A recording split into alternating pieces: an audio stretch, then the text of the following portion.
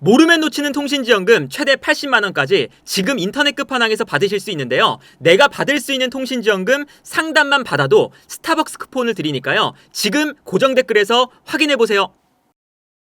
토트넘이 이제 정말 강등 싸움을 해야 되는 시기까지 왔으니까 투도르 감독과 함께 할 것이냐 아니면 경질을 할 것이냐에 대한 선택을 일단 해야 되는데, 토트넘이 투도르 감독의 경질도 될 수 있다는 이야기가 많아요. 투도르 감독이 부임한 이후에 너무 성적이 또 안 좋잖아요. 한 번도 지금 승리를 못 거뒀고 리그에서는. 그러다 보니까 토트넘이 현재 2026년 1월 1일 이후에 프리미어리그에서 단 1승도 못한 유일한 팀입니다. 5무 8패고요. 그리고 역사를 쓰고 있습니다. 한 해를 시작하면서 1월 1일부터 가장 길게 무승 행진을 기록한 팀은 토트넘을 제외하면 3팀밖에 없습니다. 썬덜랜드가 17경기, 더비 카운티가 18경기, 미들스브러가 14경기 무승이었어요. 근데 토트넘도 지금 13경기이기 때문에 조만간 이 미들스브러랑 동률이 될 수 있다. 그리고 이제 현재 토트넘은 프리미어리그 내에서 이 정도의 무승 기간은 단 한 번도 없었습니다. 그리고 이제 토트넘이 마지막으로 프리미어리그 이전에는 구단 역사상 16경기의 무승 시기가 있었어요. 이게 1934년부터 1935년 요 사이에 있었던 16경기 무승 기록은 있었거든요. 아무튼 그러다 보니까 지금 이 투도르 감독을 바꾸는 게, 감독에 대한 이제 그런 신뢰도도 좀 떨어졌고, 감독을 바꿨는데 좋은 모습이 안 나오다 보니까, 그래서 지금 이제 다른 감독이 또 필요한 거 아니냐, 감독 교체 효과라도 봐야 되는 거 아니냐. 여기에 더해서 지난 경기가 끝나고 투도르 감독이 경질설이 나왔던 게, 투도르 감독이 인터뷰장에 안 왔어요. 근데 그 이유가 투도르 감독이 경기가 끝난 이후에 아버지의 사망 소식을 알게 됐습니다. 그래서 이제 경기가 끝나자마자 이 아버지의 사망 소식을 알게 돼서 인터뷰를 하지 못하고 경기장을 떠났어요. 근데 이게 물론 투도르 감독에게는 정말 안 된 일이지만, 토트넘이 한시가 급한 상황에서 이 투도르 감독의 이제 개인적인 문제까지 있다 보니까 지금 이런 상황에서 투도르 감독을 계속 믿고 가기에는 좀 힘든 상황이다 라는 거죠. 그런 뭐 얘기가 지금 나올 수밖에 없고요. 그래서 지금 나오는 감독이 뭐 어제 같은 경우는 뭐 션다이치, 그리고 뭐 메이슨, 이런 감독들 이름도 실제로 나왔거든요. 그런데 지금 나오는 이름은 아디 휘터 감독입니다. 모나코의 전 감독이죠.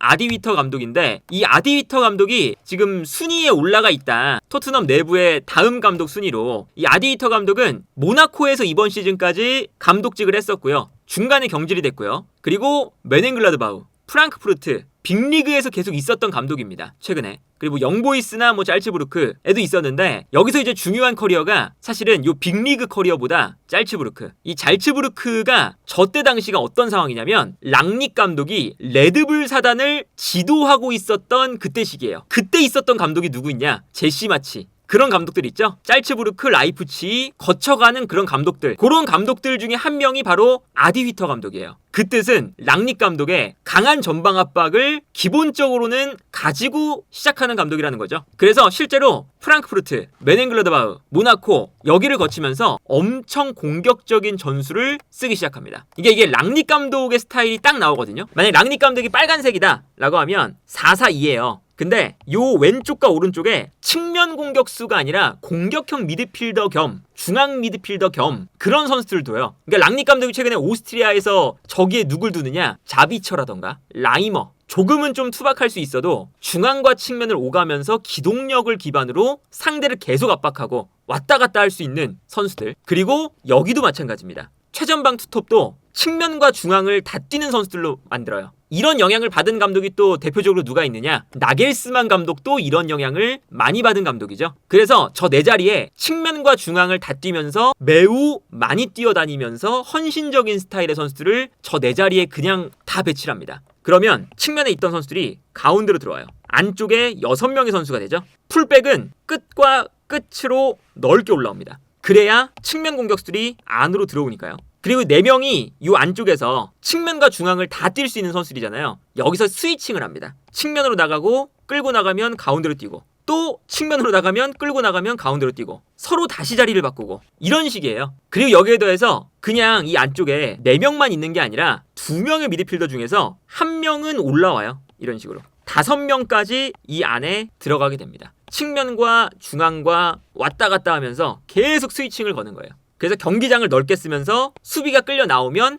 안쪽에 있는 선수들이 뛰어 들어간다. 이게 컨셉이거든요. 투도르 감독의 축구보다도 어찌 보면 더 공격적이고 더 라인이 높고 더 달려드는 그런 축구를 할 때가 있어요. 모나코에서도 정확하게 이러한 형태로 아디위터 감독은 경기를 했습니다. 물론 이제 메넨글라드바흐나 프랑크푸르트에서는 백스리도 썼어요. 근데 백스리를 쓸 때도 아디위터 감독이 백스리를 쓰면 검정색이라고 생각을 해볼게요. 최전방 원톱과 원톱 옆에 있는 두 명의 선수가 안으로 들어옵니다. 윙백은 올라가죠? 올라가고 이때 미드필더 한 명이 올라와서 4명의 선수가 됩니다. 그리고 여기서 2명의 이제 3백의 오른쪽과 왼쪽도 번갈아 가면서 올라갔다가 내려왔다를 반복해요. 거의 비슷하죠? 이런 식이에요. 그래서 이제 토트넘에 만약에 아디위터 감독이 오면 이게 지금 토트넘의 하나의 방향성이라고 일단 봐야 될 것 같아요. 왜냐면 토트넘도 벤 카테샴 CEO랑 랑게 디렉터랑 이 두 사람이 감독을 경질하고 감독을 선임하고 이런 과정을 거의 다 주도한다는 거거든요. 그래서 레비가 잘린 다음에 이 두 사람이 스포츠적인 것을 모두 결정을 한대요. 그래서 이번에도 사실은 이 토트넘의 감독을 경질하고 이런 것들을 애닉 쪽에서 하는 게 아니라 벤카테샴과 랑게 디렉터 여기서 그냥 결정을 해라. 우리는 그냥 이제 축구적인 것은 관여 안 하겠다 이런 거거든요. 근데 지금 프랭크 감독 이후에 이 두 사람이 선임한 감독이 투도르고요. 그 투도르 감독 이후에 이름이 나오는 감독이 또 아디 휘터, 공격적인 감독이 2명이 연속으로 지금 얘기가 나오고 있죠. 그러다 보니까 이거는 지금 토트넘이 디렉터와 CEO가 원하는 구조가 바로 이러한 형태인 것 같다. 그래서 경기 장면을 보면요, 되게 극단적인 장면도 좀 보이고 그래서 역습을 당하는 장면도 좀 있어요. 그리고 반대로 뭐 공격을 할 때는 좋은 장면도 당연히 좀 나오겠죠. 이게 이제 공격 장면에서의 그런 대형인데요. 여기서 보면 센터백이 2명이 있고요.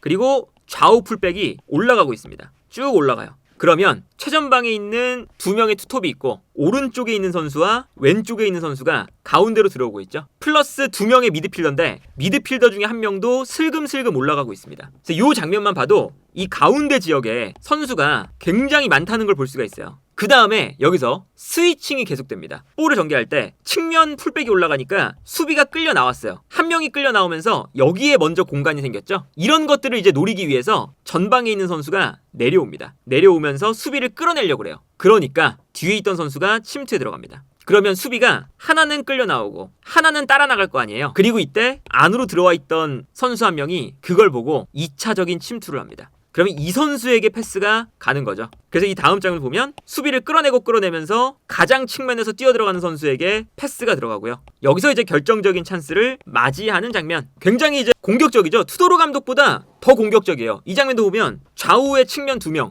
그리고 최전방에 하나, 둘, 셋, 넷, 미드필더 2명 중에 1명도 올라와서 5명. 선수가 많아요. 그리고 이때도 선수들이 어떻게 뛰냐면 안으로 들어왔던 선수가 반대로 뛰면서 수비를 끌고 나갑니다. 그러니까 여기에 또 공간이 생겨요. 그래서 패스를 이 공간으로 주죠. 이 패스가 들어가면서 여기서 이제 볼을 잡게 되는 이런 움직임이에요. 그러니까 이게 이 아디위터 감독 자체가 되게 공격적이고 선수를 중앙에 많이 두는 이런 스타일로 경기를 하더라. 그래서 이제 경기가 잘 풀리면 상대 수비가 이런 이제 공격 방식과 계속 스위칭을 하는 방식에 정신을 못 차릴 때가 있습니다. 이것도 마찬가지인데요. 좌우에 풀백 올라가고 가운데에 하나, 둘, 셋, 4명이 있어요. 여기서 이제 어떤 장면이냐, 먼저 풀백에게 패스를 줍니다. 그리고 이번에는 풀백이 약간 아래쪽에서 볼 잡으니까 수비가 끌려 나갈 때 가운데에 있었던 선수가 측면으로 딸려 나가요. 그러면 수비가 끌려 가겠죠? 측면으로. 그리고 그 공간으로 또 앞에 있는 선수가 또 뛰어갑니다. 그러면 또 수비가 한 명 끌려가겠죠? 그때 미드필더 라인에 있던 선수가 그걸 보고 뜁니다. 끌어내고 뛰어가는. 그래서 이 다음 장 보면 끌어냈고 이때 뛰어들어가는